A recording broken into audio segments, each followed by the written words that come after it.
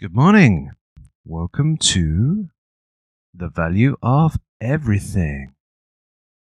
We are going to have a very interesting podcast today. I am going to give you an incredible bout between, well, it depends on what you think it's going to be, an incredible bout between the politician and the philosopher. Now, what we're looking at here is an interesting matchup because on the one side you have the politician. Now, obviously, the politician doesn't get the greatest amount of press at times. Sometimes the politician will be able to captivate the hearts and minds of people and carry out the wishes of the populace. And on the other side, we have the philosopher. The philosopher is generally the one who will speak against the masses, the one that will question the masses, not be quite as popular in the moment, maybe for a chosen few he may be, and in theory has like the slowest build-up. So it is basically, if you want to look at it this way, a politician will just instantly gratify you, and a philosopher will say we're going to have to take the long road, and we're going to have to not take these steroids and go to the gym every day. So what are the weapons that each side has?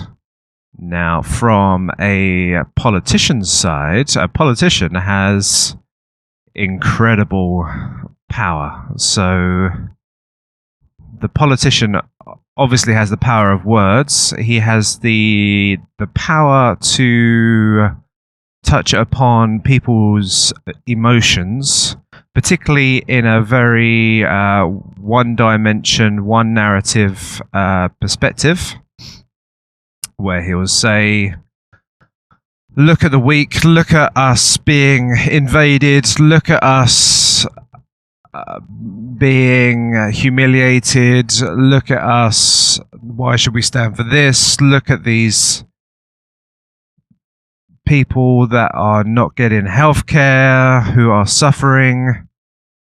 The one-line narrative. Now, we'll just compare that quickly to the philosopher. Now, the philosopher will say, well, there's not necessarily one narrative. There's a number of narratives which are occurring here. If somebody is poor and starving, why don't we explore their environment? Why don't we explore why the employer doesn't choose to employ them? Why don't we explore a number of these different issues and ask and raise more questions before we create one single narrative as to why a person is suffering or why we are suffering? And in general, if you could see in this arena, obviously we have a stadium of the people. The people don't. People are like, oh, do we have to look into everything? Maybe there are a few minds that go, oh, okay, maybe you can tell me more. But there are generally, no, this is the way it is. We've got to go to war. Let's do it. So that's one important aspect. On the other side of the politician obviously has, especially if it's in government power, has the rule of force. So the politician has potentially, depending on the powers that have been agreed by the people, the ability to arrest the philosopher, the ability to imprison the philosopher, has the ability to potentially, not so much anymore in the Western world, but in still, I guess you got electric chairs in America. You have the ability to kill the opponent as well, which does happen, particularly when a very powerful politician comes into power with a specific mandate to, not even a mandate, just to take out anybody that questions that politician's ways. So there is a awesome amount of power from the politician's side, whereas from the philosopher's side, the philosopher has words. He can ask questions. He can potentially bury a seed in a mind by questioning one item of his or her death, and then that could flourish into a potential overthrow of that politician eventually in the future. I mean, we're talking literally that person only has the power of words, but those power of words are very immense, and the politician is extremely aware of the power of words as well. So both are in that arena of words. Now, this is one side you could potentially say from a politician.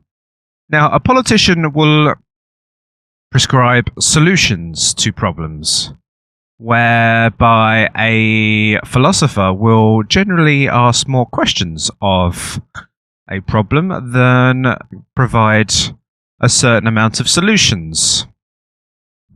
So that could be a certain burden to some people for to listen to a philosopher, just to go, okay, well, we've got these problems, and you've given me a few questions to work with now.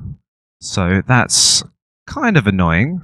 However, there is this one major factor when it comes to the struggle between the politician and the philosopher, is the politician is going to always claim the position of the greater good. We, the people, us lot, will need to overcome our problems and put in place a welfare system, or put in place a military force border to protect our people, and put in place, and a number of little ideas could be put forward for the greater good of the people.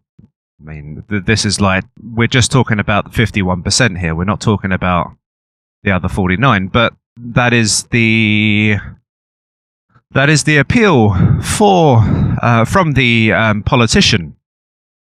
Whereas the philosopher is always about self-empowerment. The philosopher will always say it's down to oneself to improve, to bring everything back to you, to start and making a change. And if we want to tackle the problem of racism, it's not necessarily an idea of certain laws that's going to do it. It's about the people and the way that they perceive things, and about the way they think of things, that can improve our lives and the way that we work things. And with a certain amount of reasoning to apply to oneself, we can overcome the greatest struggles, the greatest obstacles, the greatest amount of dogma which could be inflicted over us.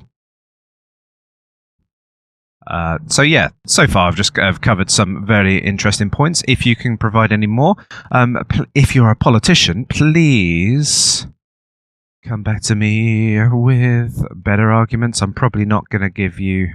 I try to give a fairly balanced viewpoint, but I feel sometimes, I don't know what it is, but the politician just does it for me. I'm not sure why.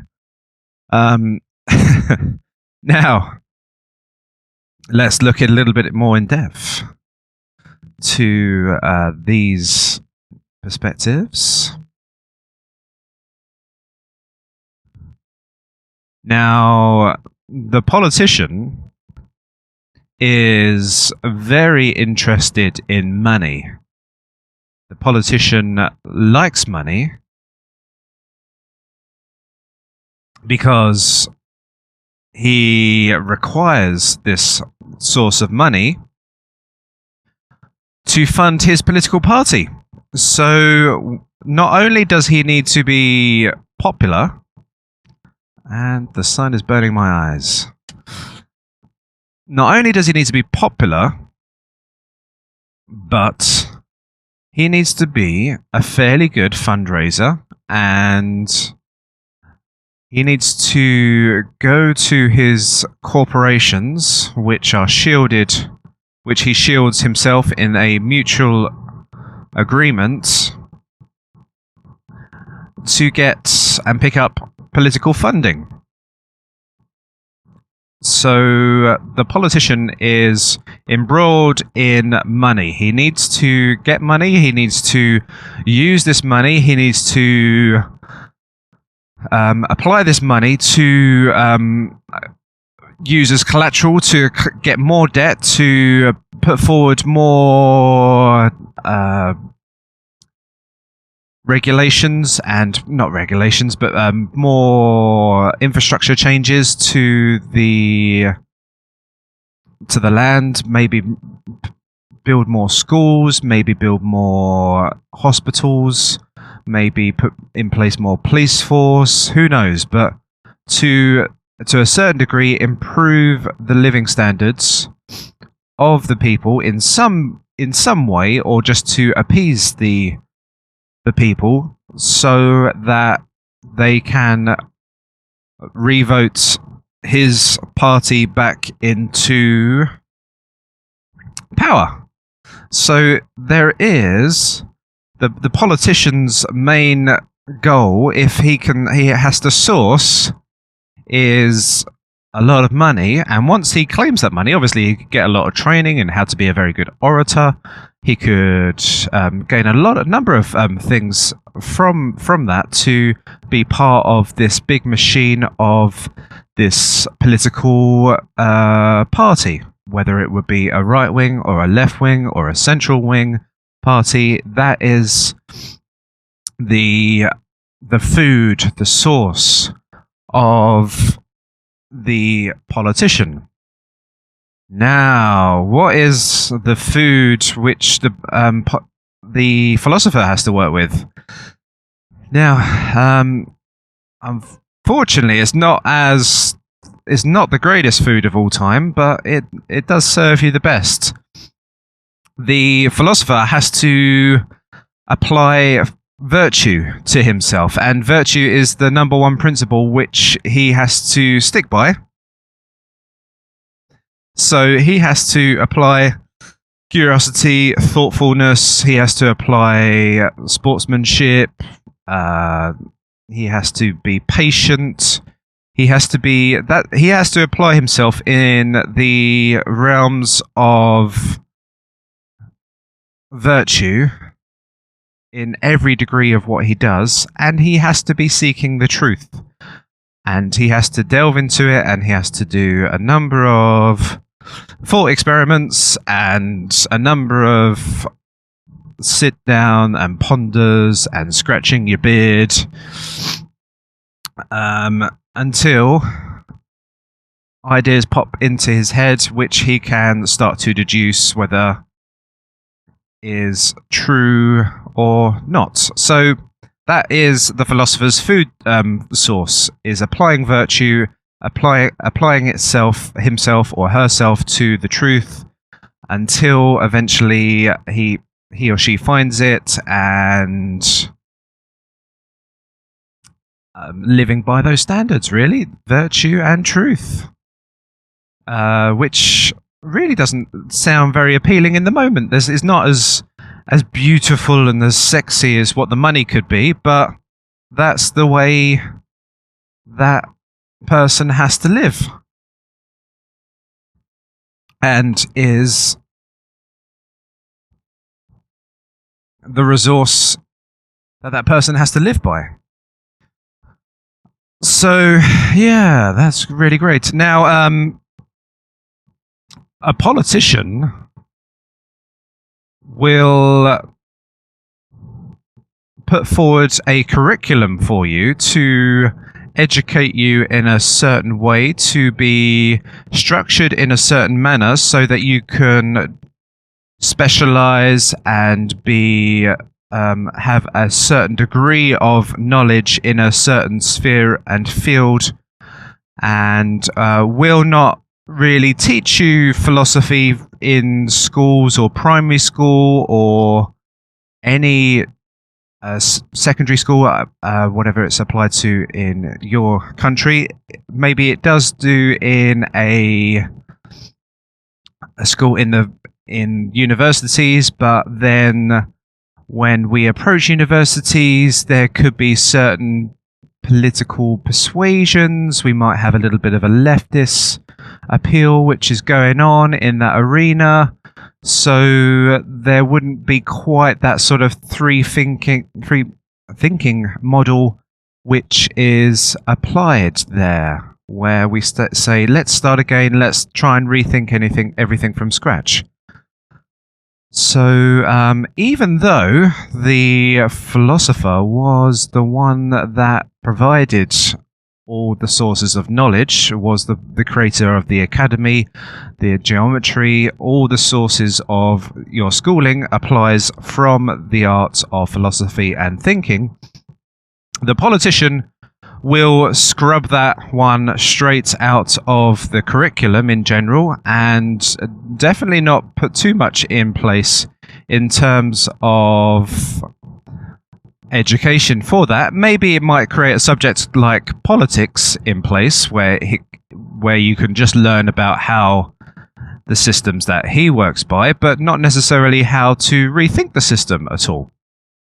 So interesting ways and methods of the education system that the politician would like to make you toe a certain way.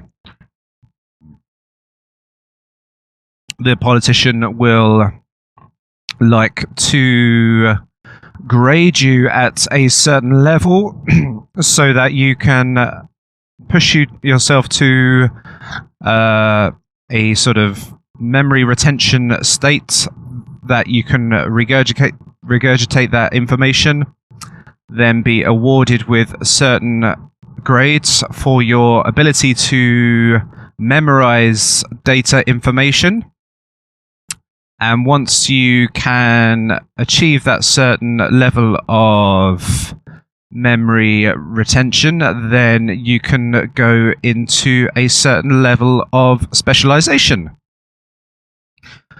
Now, here we go with the philosopher. Now, the philosopher will say that where maybe you might get a certificate at some point and your education stops, the philosopher will say that you are going to be learning for the rest of your life.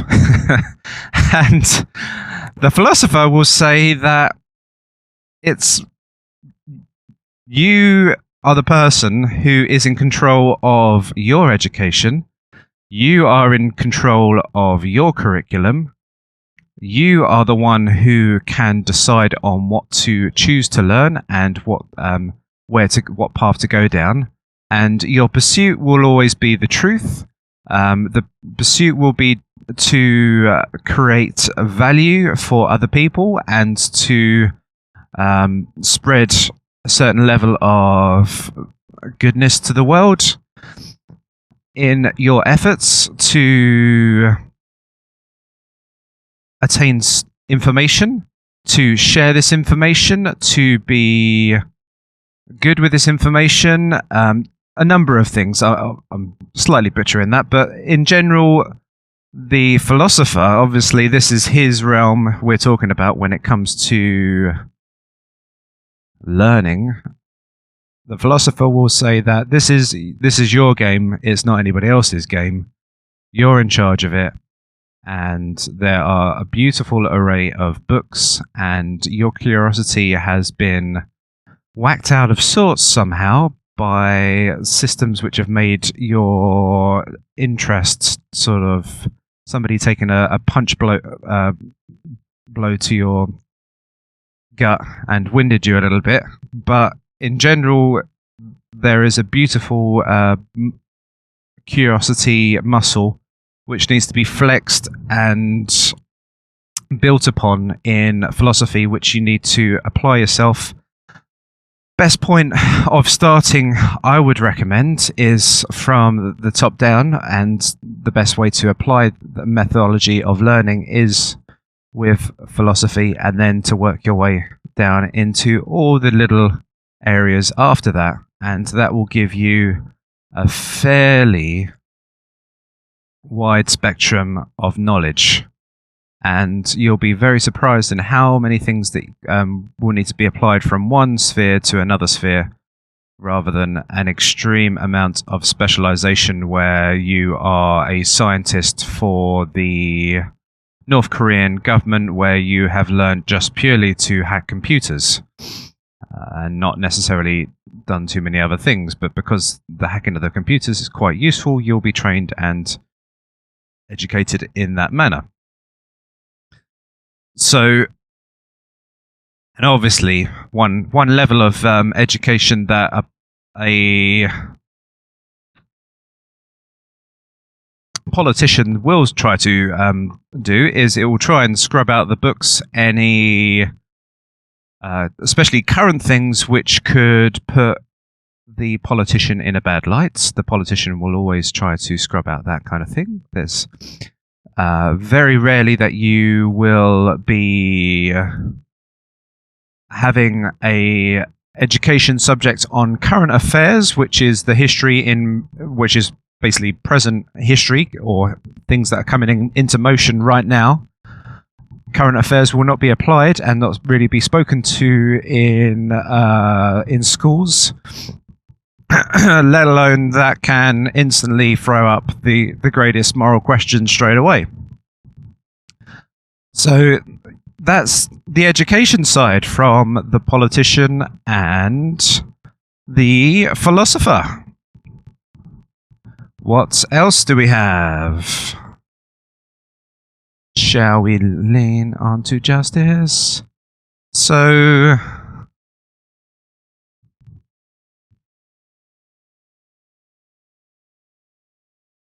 the politician is very interested in justice, as well as the philosopher. The politician will, especially if there is a certain amount of media attention, the politician will try and find swift justice as quickly as possible, and potentially they have the problem of going down the route of the lynch mob and orchestrating what the lynch mob wants. Now, okay, in defense of the politicians, sometimes say that there's this one thing that if the people could decide if there was a death penalty, that would be invoked straight away, particularly if you could just mention a few of like the worst kind of atrocities that have happened So a politician may have a certain moral principle that it applies because he is, believe it or not, meant to be the philosopher king. A politician, according to Plato, is a philosopher king who can carry out in his wisdom the correct ways and the correct, basically apply the correct rules and virtues to the people, because he or she is the philosopher king. So watch out for that one. Unfortunately, as with there is a little danger with philosophy, is that because you have immense knowledge and immense power and immense discipline with oneself, when you to a certain level master philosophy, you can have the power of being basically like Alexander the Great and conquer half the world and kill and murder a lot of people. You can obviously be a politician as well. So there is a number of things that you can become once you apply the rules of philosophy to yourself, but they're not necessarily still toe the line of virtue.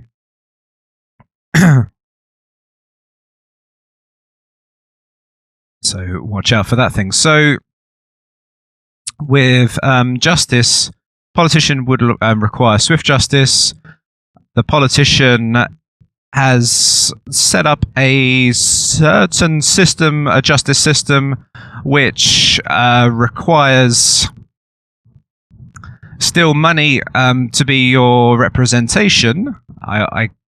There is obviously a lawyer provided to you if you cannot afford to have a lawyer, but obviously if you're a billionaire and you get found with a dealer's amount of heroin on you, you can get a good lawyer, the best lawyer in town or in the country, to put a defense for you. And because there's a certain amount of favors for favors, and this lawyer will probably have the best amount of bargaining chips, the best amount of contacts, the best amount of everything in every degree, because of the amount of money which is being paid towards him. He potentially could be taking out the other judges for drinks, and they could be going for parties together, and he could have the greatest parties, and he could be great family friends. It could be a number of different factors, but if you can afford the best lawyer, now obviously I'm talking about something about drugs, which is not necessarily a totally immoral thing here, but even so, if we could start saying about a murder, if you did a murder and you could still be represented by the best lawyer in the land, there is a incredible chance that you will get a significantly lower sentence than in comparison to you having a state lawyer representing you. So there is an incredible degree of a result in justice from one side to the other when it's applied to one person to another. So that's generally a system which has been put in place by a politician, which has been decided upon the best system for the people. Now, it's not that all philosophers have worked out this great, fantastic system for justice, but the philosopher will set upon certain levels of justice, certain standards of justice. Firstly, it will apply a certain degree of patience before something has happened, so there wouldn't be a direct punishment straight away for any atrocity that had happened. There'll be a lot of clear thought and decision as to what has happened there. Obviously, a philosopher also has the ability, the mention as well that the that over time things patience does serve everybody in respect of inflicting its own justice upon people. I know I'm not giving you the greatest answers from the from the philosopher's side, but there is obviously a number of questions which are raised upon whether that person is evil or not, and whether there is a certain level of moral agency standard which can be applied to that person, and obviously that should be and would be from a philosopher's perspective. A philosopher so with a point of justice here as well, we've got to just think a little bit in respect to that. Sometimes a philosopher may say, okay, well, there's two schools of thought here with justice. You may say an eye for an eye and say, well, this is justified because this person did this affliction to that person, so we must cut them down and do the same justice back to that person. There is also another standard where you could say, from another argument from a philosopher, to say, well, if we apply the same standards as that person, then we are just as bad as them. So therefore, we must restrain ourselves from cutting down this man, yet not, the word would be, maybe not socialize, maybe not associate, maybe cut off from the grid, sever ties from this person, so that he is not one of us anymore, because he has degraded himself in such a degree that he stooped to such a lowly standard that we cannot really keep him as part of our society anymore. So I would say that that's the general gist of where a philosopher would take a position. But there's obviously, with a philosopher, a lot more questions. It depends on the certain act and the manner of the act, and the way the person was raised, and a number of other taking a whole big picture of what has happened. And if you really there is a certain area, if you look at somebody's history and go back a certain amount in the past, you can really never sort of justifiably put everything onto one person. But as long as you can know that that person knowingly is doing wrong, then obviously there is definitely moral agency which can be applied to that person in the realms of justice. I've covered justice quite a lot there. It's kind of a tricky subject, but that's not in terms of the arena and the battle which is going on. It's kind of interesting. Like, we got to also look from a politician's perspective that if if we have a whistleblower, or we have, what's the other word which is used, a leaker, then we have two different terminologies, and the affliction is happening against the politician. So the politician has the level of justice to apply. We're not talking about just somebody that's done an immoral crime of murder, but potentially has released information which either could be perceived as a good thing, where the person has released information which has shined a light of potential over oppression, which the politician has applied to the people without the people's agreement, or the defense of the nation has been certain secrets of the defense of the nation has been revealed, like a spy's name or a spy's address, which could put them in certain levels of danger that can give us less, the nations less resourcefulness to get any credible information in the future and to work in a spy agency. Not to say that maybe that spy agency is immoral in the first place anyway, but there you go. So that's certain type of justice, and remember that justice can be hijacked in the realms of nationalism. Okay, so let's go on to nationalism. On one side, we have the politician who will say that the nation state exists. We are the people.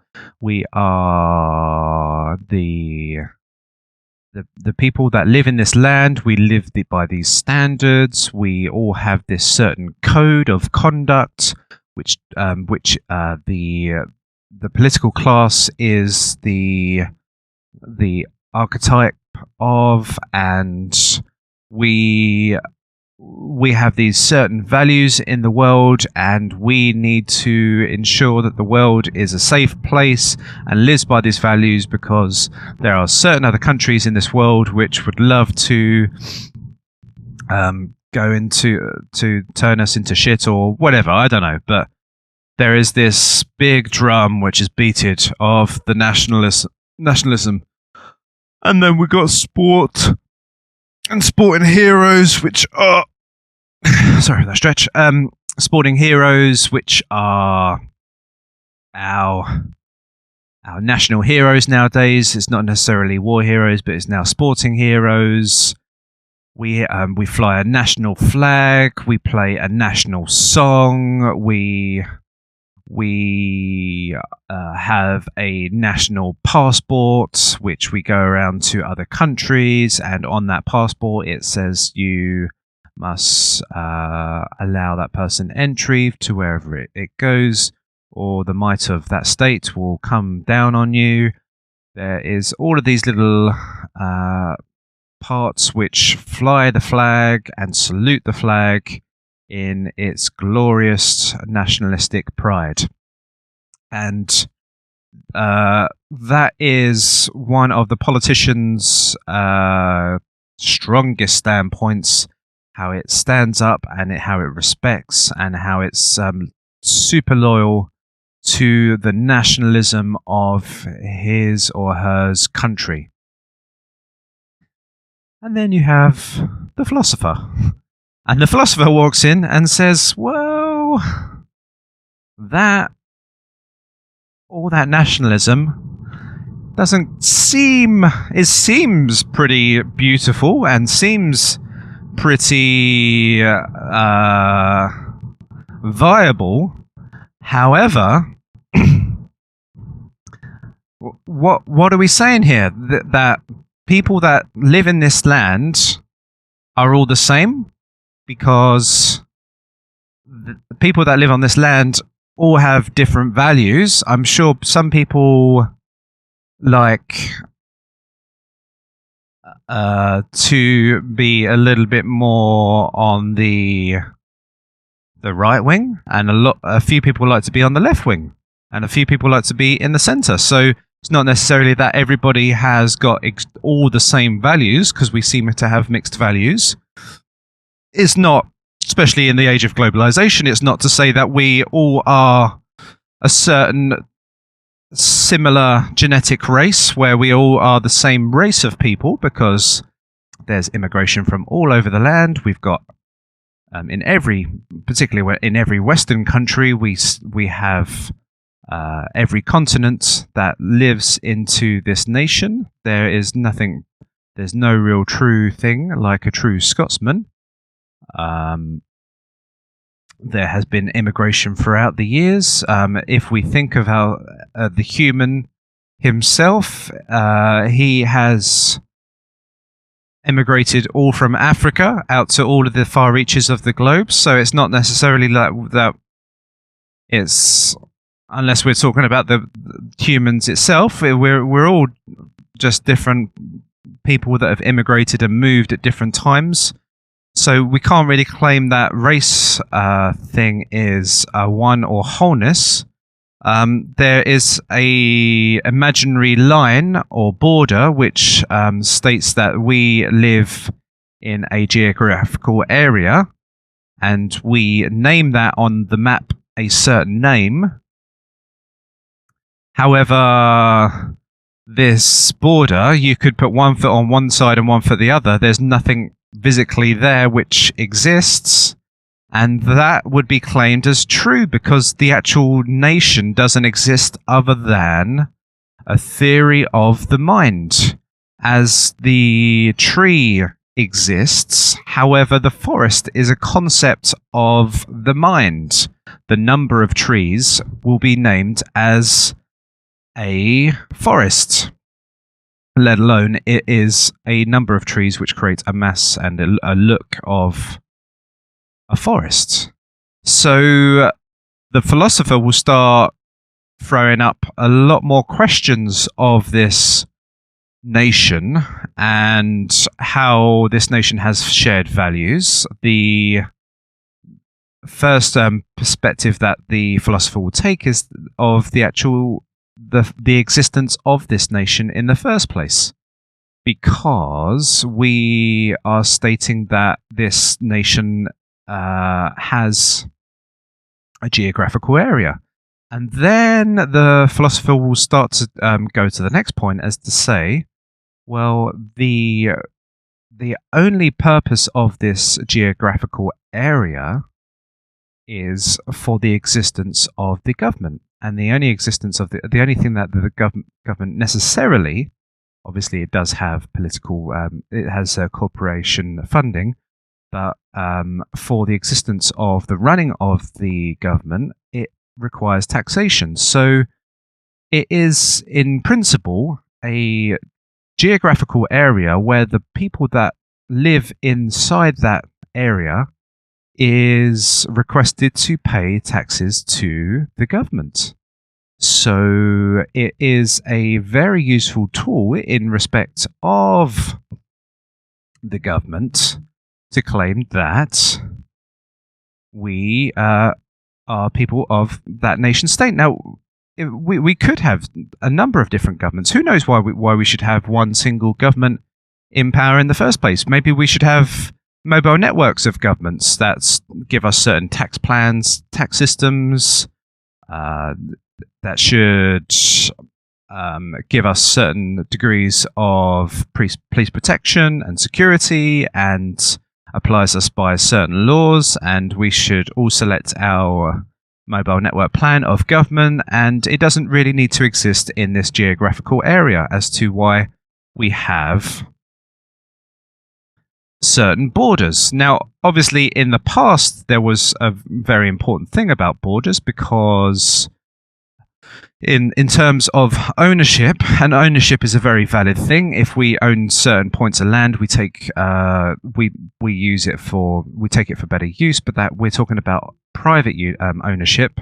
But when we become a whole mass of people which have general usership of land, then we come by a very blurry term, and we don't necessarily respect that land as much. We can always put graffiti on a park bench, but when it comes to our own back garden, we're not going to put any graffiti there.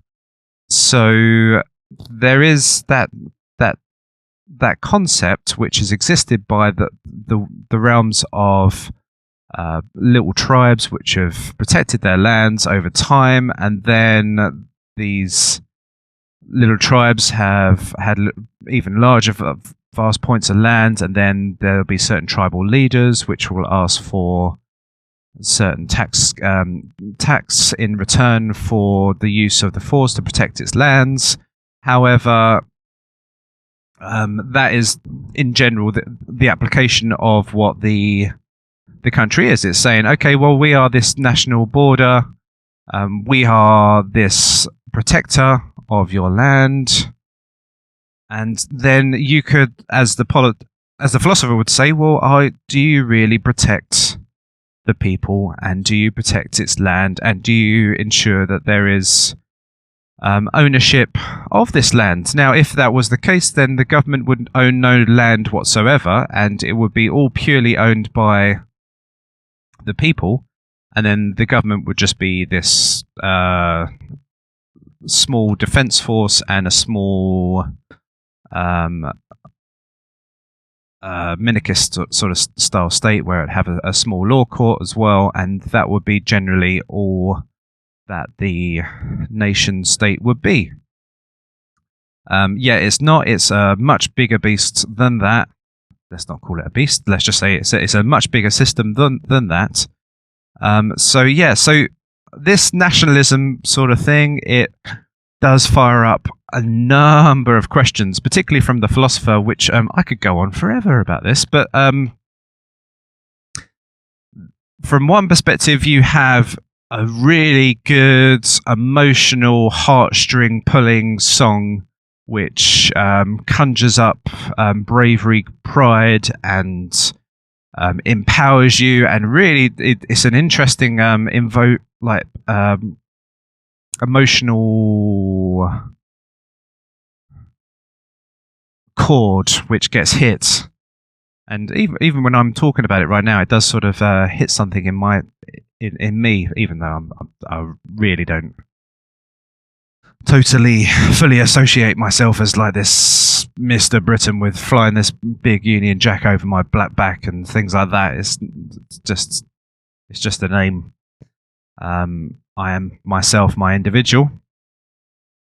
And so there's that perspective. And once we start to talk about nationalism from the philosopher's side, he will start asking a lot of questions of nationalism, and he obviously will point to the certain amounts of evil which is carried out in the name of nationalism as well, and start to say, well, hey, I'm a guy of virtue, and this nationalism suit jacket that you're making us all put on, it's not really working with this virtue thing. So I think I'm going to sidestep this. This is not really for me. I don't think this is going to work out too well. And as you can see throughout history, if we have a lot of nationalism and a lot of nationalism propaganda, we can send people into their deaths for the glory of the state, and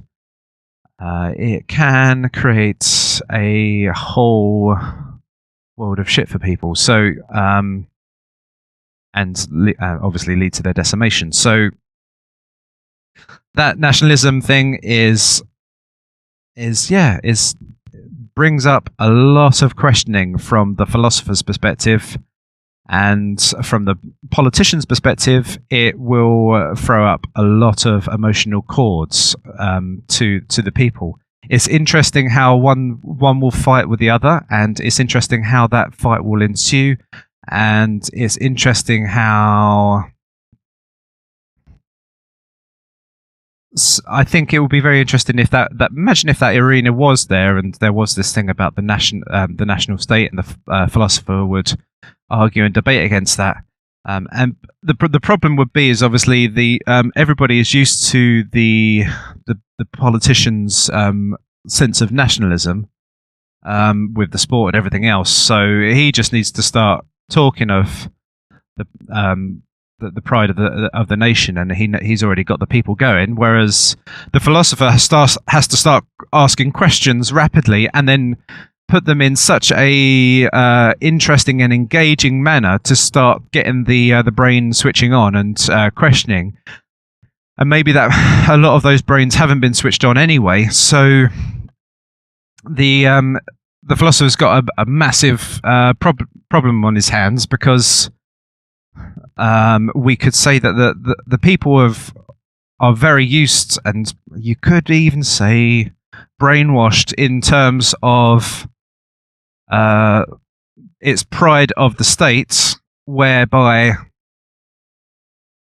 the philosopher has to say, well, no, this nation thing doesn't quite exist, and you guys are on your own. Nobody wants to really hear that anyway.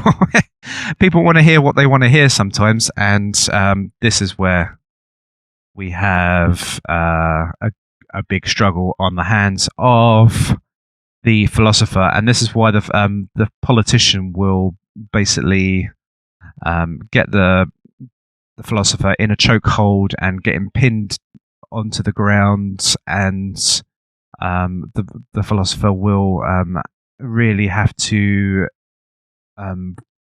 struggle hard to get out of this grip of nationalism against the politician, which is, I would probably say, is the strongest tool, or the strongest sort of the move that the politician will take against the philosopher in this realm. So yeah, I think there's obviously a number of other little things we can conjure up between the politician and the philosopher. Now, this bout has happened before. There's been plenty of bouts in the past.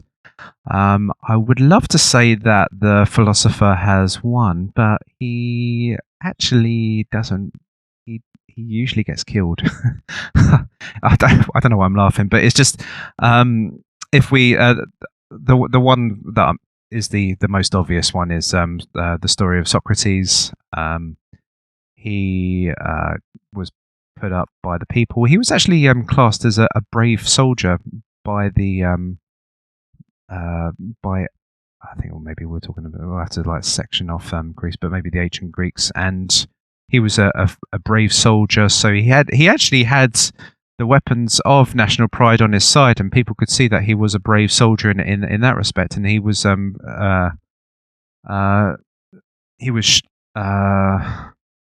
was awarded with the bravest medals. I'm not sure exactly what it was, but he was revered, that's the word I'm trying to say, for his bravery in sense of battle. So he did have that little side on it, on his he had that little bow on his side when it came to the arguments put forward by the political class against him. He got put to a court. There is a famous book. I can't remember what the book's name is. It's a really important book anyway in philosophy. You can see how much of an amateur philosopher I am. But yeah, when it comes to the arguments portrayed, I think Socrates basically smashed it, but the politician did him in the end and said that you were corrupting the youth. So that was one of the major problems with the philosopher. There was another thing that he did. I can't remember what he did. Oh my gosh, why can't I think of the other thing that he did wrong? Please mention this anyway of the thing. But there was something else that he did wrong as well by the politician, and with that he was sentenced to death by poisoning. So these battles have ensued in the past, and the philosopher does tend to go out with being executed, which isn't really that great.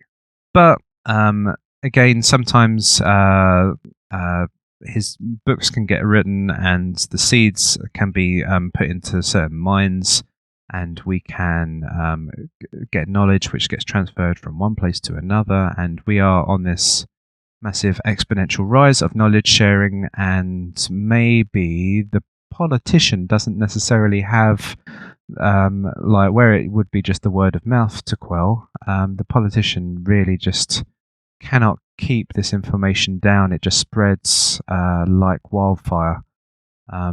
So when the philosopher shares these words and shares these ideas and shares these thoughts and the pursuit of knowledge and the pursuit of virtue, and that spreads like wildfire, the politician will always struggle to combat against that. And if you think about the Edward Snowden thing, that really is an interesting case of how the philosophers in the world started to think about that subject and started to pursue that subject, and the politician couldn't use its methodology of words to dampen out that problem and call him a leaker or call him a betrayer of the state in time before people looked at that situation and said, okay, well, maybe this isn't necessarily a betrayer of the state, but maybe he is giving us something which is good. So remember this. So this is a politician versus the philosopher. Yeah, remember that they are these people are very similar in a lot of ways. They are big orators. They stand up. They talk. They can be very inspirational people on both sides of the scale. So just be very wary that from both perspectives, they are the same sort of people, and they can appear to be exactly the same people as well. And you potentially can get a lot of politicians which did study philosophy and come into that field thinking that they could do great good in the world by putting themselves into power. So let's not just start to demonize all politicians as these evil characters, but there are certain just to let you know that there is a certain distinction when I say that there's this fight between a politician and a philosopher. It's not necessarily like a physical fight. There's no physical contact really in this thing. It's the realms of words and reason and values and virtue, which the battle should be fought on. And really, the most virtuous, the great, well, not the greatest good. Watch out for that word. But the good and the least oppression, the least amount of force and the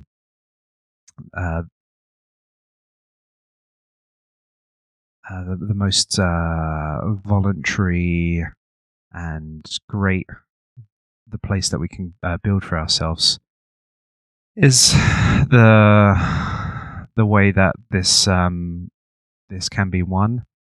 This isn't gonna ever be a quick bout between one side to the other, and it's not going to be over in a few rounds and then it's all over. This is a lifetime. I keep on using the word battle because it does sort of invoke that sort of thing, but it really is just a arena of words which are being shared, and eventually with a certain amount of knowledge and a certain amount of reason and a certain amount of pursuit of virtue, that will become be the overcoming sort of force eventually. No, I'll use the word force, but it will be the overcoming reason to people, and maybe the philosophers can put down their arms, the politicians can put down their arms and start to think more so like a philosopher, and really work out ways of creating a world which can be a better place, and not necessarily use strange tools in the politician's toolbox to overcome the philosopher. So, yeah, I really wanted to round it off in a very interesting way, but I couldn't nail it in every respect. If you can nail this episode for me better, I would really appreciate that. I will even add you to the end if you can record your voice, and I'll add you on to the end of this podcast if you wish. But thank you very much for your time. It's been a very interesting discussion or monologue from my side. We will continue with further episodes, and always be on the good side when it comes to the fight. Anyway, thank you very much for your time and effort and patience to listen to this and ah machine. I will speak to you very shortly if you select the next episode. Thank you and goodbye.